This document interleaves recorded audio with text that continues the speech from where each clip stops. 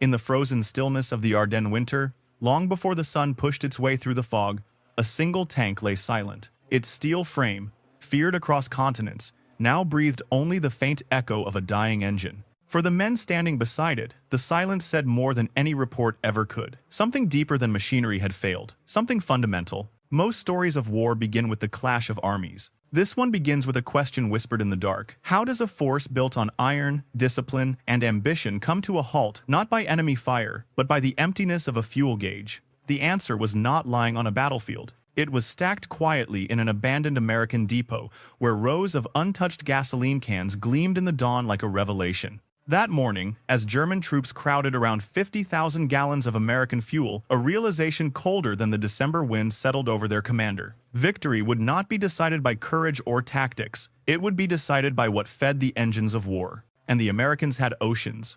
Germany had drops. Modern wars rarely collapse in a single moment. They unravel quietly through shortages, delays, and decisions made months before the first shot is fired. By the summer of 1944, the German war machine was already bleeding from within. Allied bombers had reduced synthetic fuel plants to twisted metal, cutting production by more than 90%. What flowed from the Reich's refineries no longer matched the demands of a mechanized army stretched across continents. Commanders rationed gasoline by the liter. Aircraft sat grounded. Veteran tank crews trained on maps instead of engines. Yet Adolf Hitler envisioned one last reversal of fate. A massive winter offensive through the Ardennes. Its purpose was brutally simple: break the American front, seize Antwerp, and split the Allied coalition. But hidden beneath the boldness was a truth that only his logisticians dared whisper. The assault had no hope unless German forces captured American fuel along the way.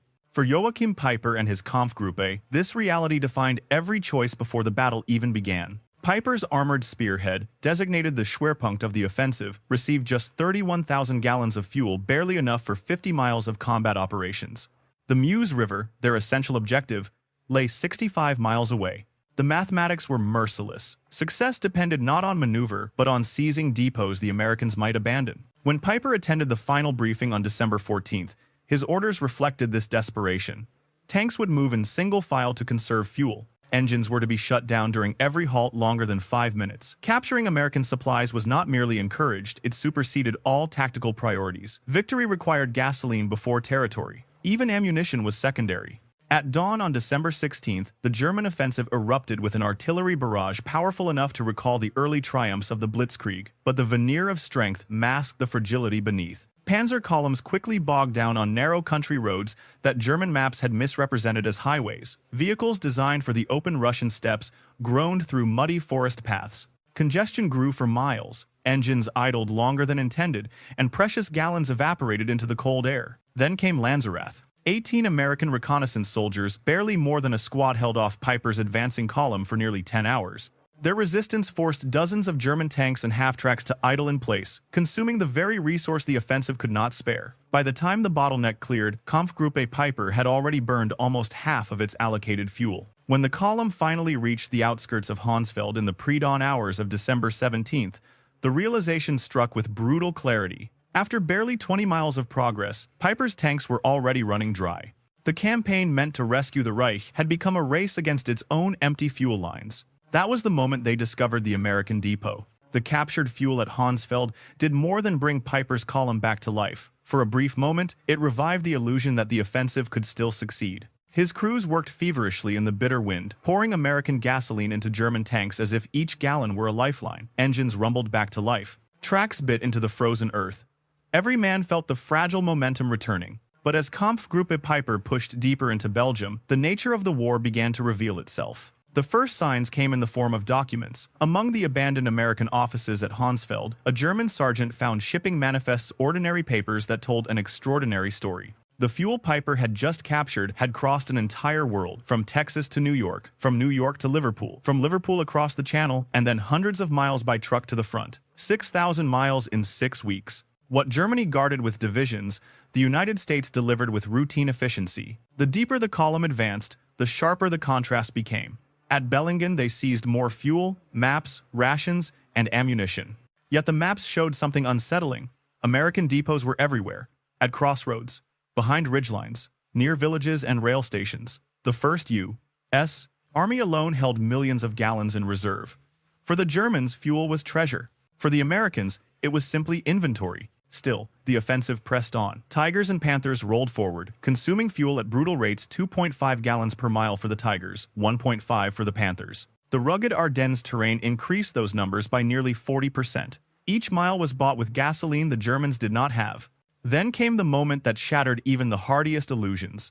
As Peiper's vanguard approached the vast American depot at Stavelot, over 2 million gallons stacked across 15 acres, they expected another miraculous windfall. Instead, they found American engineers already at work. Under orders to deny the fuel at all costs, the men of the 291st Engineer Combat Battalion laid trails of gasoline between the stacks of jerry cans. White phosphorus grenades were distributed. One spark changed everything.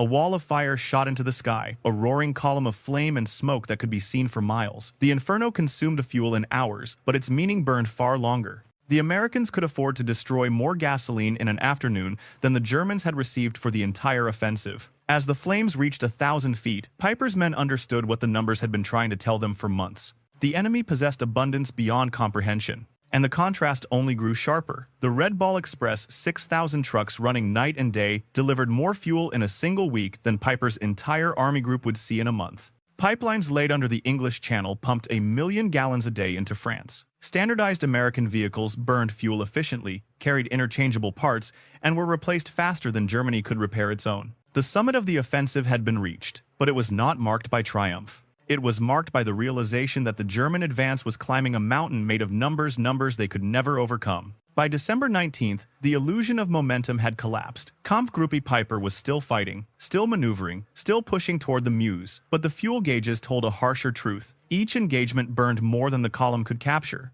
Each mile forward was borrowed time. Reports from maintenance units grew more desperate. Panthers abandoning the march because their tanks ran dry. Tigers left behind on roadsides like gutted monuments to a fading ambition. At Stoumont, the weight of the crisis became undeniable. German crews fought fiercely, but every maneuver cost gallons they could never replace. Peiper consolidated what remained, perhaps 8,000 gallons in total. Barely enough for one final attack or a retreat, but not both. He chose to press on, knowing that strategy had long since given way to survival. Meanwhile, the Americans were preparing for January operations with a scale of planning unimaginable to their opponents. Brigadier General Morris Gilland requested 245 million gallons for the coming month. The request was approved without debate. On the same day, U.S. C-47 transports flew hundreds of sorties into the besieged town of Bastogne, delivering more fuel to a single surrounded garrison than Peiper's entire formation possessed at its peak. Clear skies on December 23rd sealed the German fate. Allied aircraft took to the air P-47 seconds, B-26 seconds, and fighter bombers, each burning fuel by the hundreds of gallons every hour. One day of air operations consumed more gasoline than Germany had allocated for its entire winter offensive. Bombs fell on roads, bridges, and supply lines, turning the German advance into a patchwork of isolated pockets. That night, Peiper faced a decision that no commander wants to make. With the encirclement tightening around L'Église, the last drops of fuel were pooled into a handful of vehicles. The remaining tanks, half-tracks, and trucks machines worth fortunes in steel and manpower were drained dry. Crews smashed radios, set demolition charges, and prepared to abandon the armored beasts they had spent years mastering.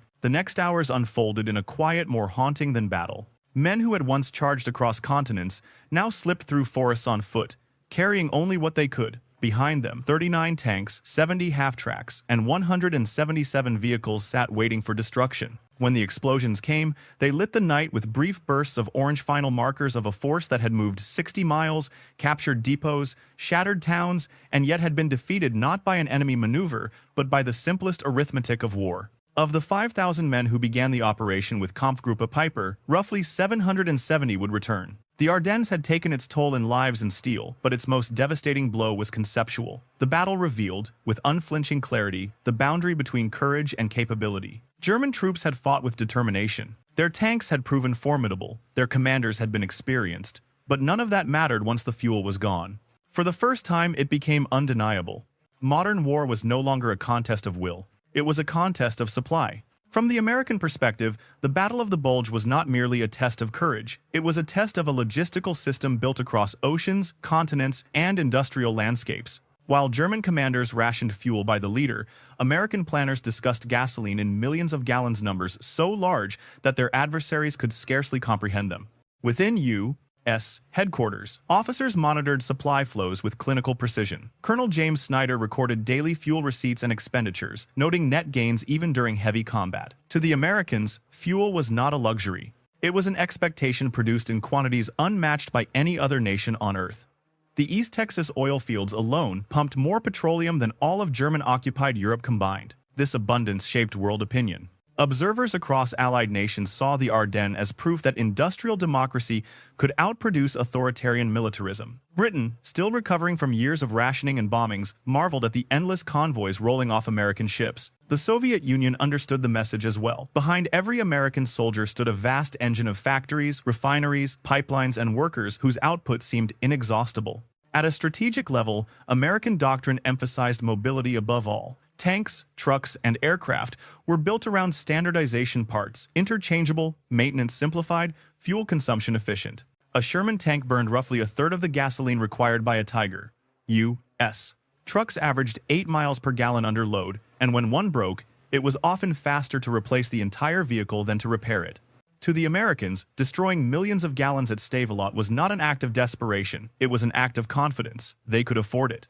World leaders understood the implications. After the war, at Nuremberg, German generals repeatedly cited logistics, not courage, not tactical failure, as the decisive factor of 1944. They acknowledged that the United States had rewritten the nature of modern warfare. Battles would be determined less by generals in the field and more by supply officers, engineers, and industrial workers thousands of miles from the front. The world had stepped into a new era.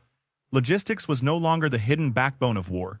It was the war. Today, the Tiger tank that once led Kampfgruppe Peiper stands silent in a small museum at L'Église. Its armor is intact, its gun is intact, even its tracks, though weathered by decades, still rest exactly where the crew abandoned them. Only the fuel gauge tells the real story. It sits frozen at empty, a quiet monument to the moment when tactical brilliance met logistical reality and lost. Visitors often ask why such a formidable machine was left behind. The answer is not found in the scars of battle, but in the invisible threads of supply lines stretching across nations.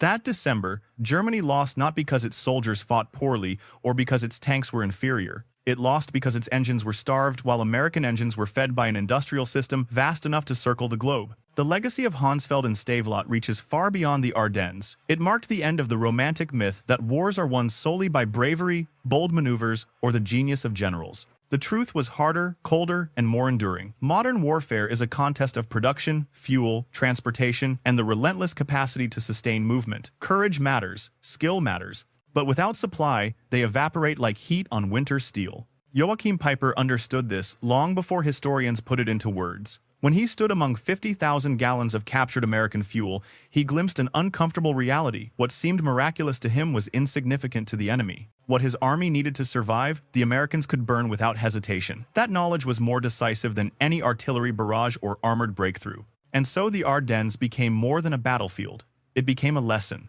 A cautionary reminder that nations rise and fall not only on the strength of their armies, but on the strength of their foundations. The factories, the refineries, the workers who never see the front but shape its outcome all the same. As you reflect on this chapter of history, consider a question that echoes across decades. In a world where technology and supply lines grow ever more complex, can any nation win a modern war without mastering the logistics behind it? If stories like this help you appreciate the hidden forces that shape our world, feel free to share your thoughts below and join us for the next journey into the depths of military history.